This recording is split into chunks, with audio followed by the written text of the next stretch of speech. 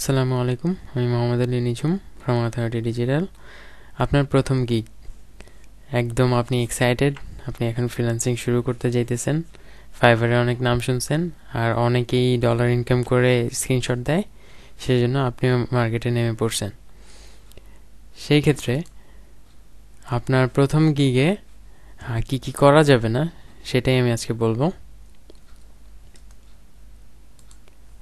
আপনার প্রথম গিগে খুবই আবেগের ডিটেলস থাকে, আর এই আবেগ ভরা গিগ যখনই ক্লায়েন্ট দেখে তখনই সে চলে যায়। সেক্ষেত্রে আপনার বাউন্স রেট বেড়ে যায়, আর আপনি দেখেন যে কি ক্লিক ইমপ্রেশন সবই পড়তেছে কিন্তু কোনো অর্ডার নেই। সেক্ষেত্রে আপনার গিগে ফটো এডিটিং, ওয়েব ডিজাইন, হ্যান ত্যান, মানে আমাকে নিয়ে নাও, আমাকে কাজের লোক হিসেবে রেখে দাও, তারপর ইমেলের ক্যাশব্যাক অফার নিয়ে নাও, এত কিছু দেওয়া লাগবে না।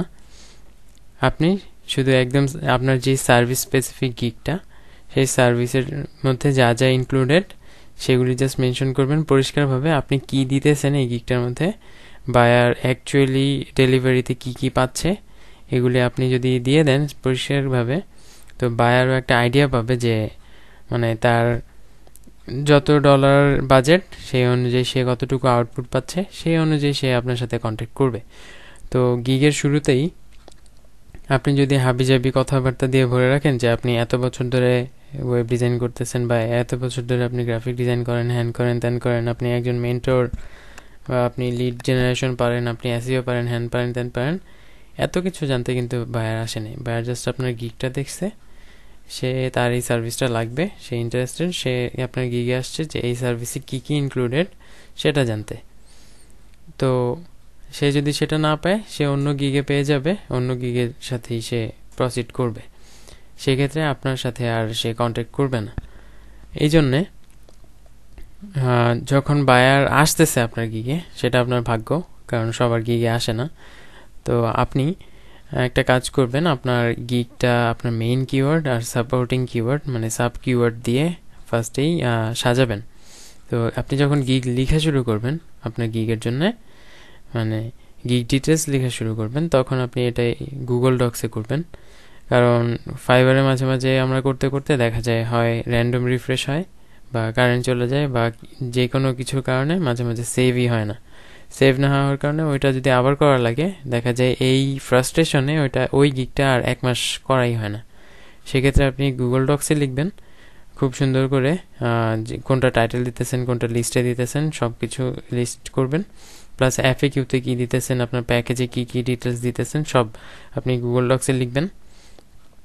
তারপরে সেইখান থেকে শর্ট লিস্ট করবেন। আগে ওয়ার্ড কাউন্টারে দিয়ে গুগল ডক্সে ওয়ার্ড কাউন্ট দেখা যায়, তারপর মাইক্রোসফট ওয়ার্ডেও ওয়ার্ড কাউন্ট দেখা যায় যে আপনার কত ওয়ার্ড হলো বা কত ক্যারেক্টার হলো, এটা দেখে তারপর আপনার গিগ বানানো শুরু করবেন।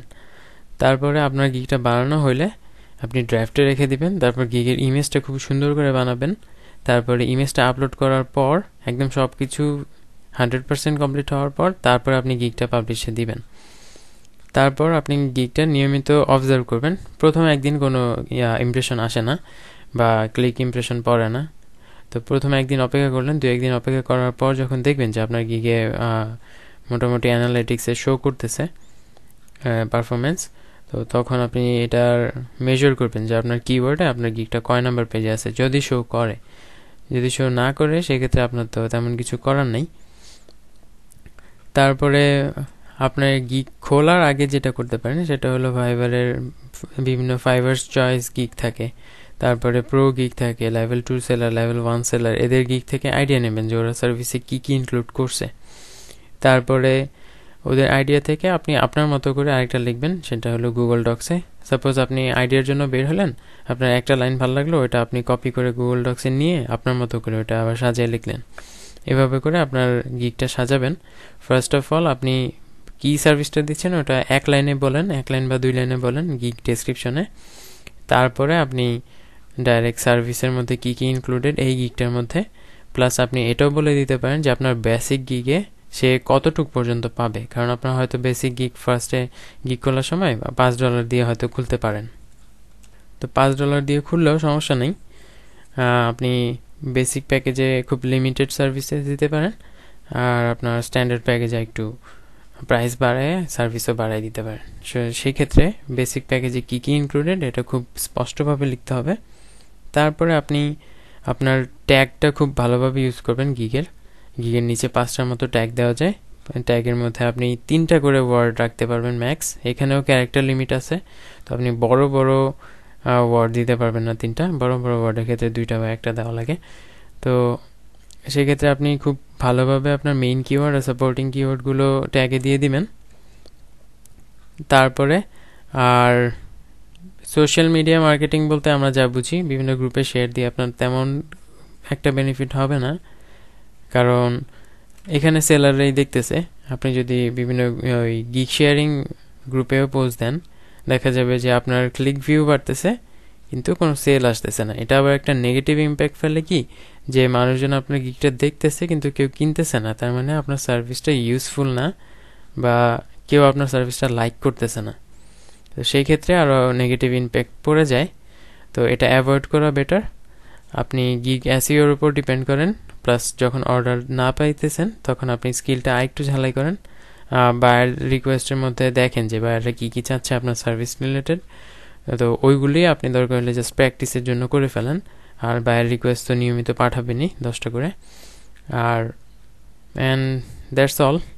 তো আপনি যখন কোনো কিছু শুরু করবেন তখন মেইনলি ওই ইন্ডাস্ট্রিতে বা ওই ক্যাটাগরিতে যারা ওয়েল পারফর্মিং আছে তাদের গিগ থেকে আইডিয়া নেবেন। দেখবেন যে আপনার মোটামুটি সব কিছুরই একটা প্যাটার্ন পেয়ে যাবেন। So end of all, gig একটাই সার্ভিস, একটা সার্ভিস অফার হয় গিগে। তো সেক্ষেত্রে তাকে সিঙ্গেলই থাকতে দেন, সেখানে আপনি পুরো টিম ঢুকাই দিয়েন না সার্ভিসের।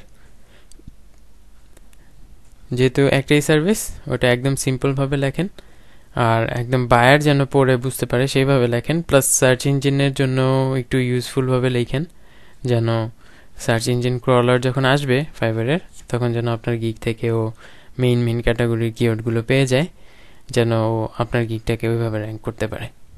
সো চিন্তা করার কিছু নেই, মাত্র শুরু করছেন, অ্যান্ড ইনশাআল্লাহ আপনার গিগ র্যাঙ্কে এসে পড়বে। আর যদি না আসে তাহলে রেগুলার অপটিমাইজ করতে থাকেন, রেগুলার লার্ন করতে থাকেন, কারণ লার্ন করলে এটা কখনো আপনার ওয়েস্ট হবে না।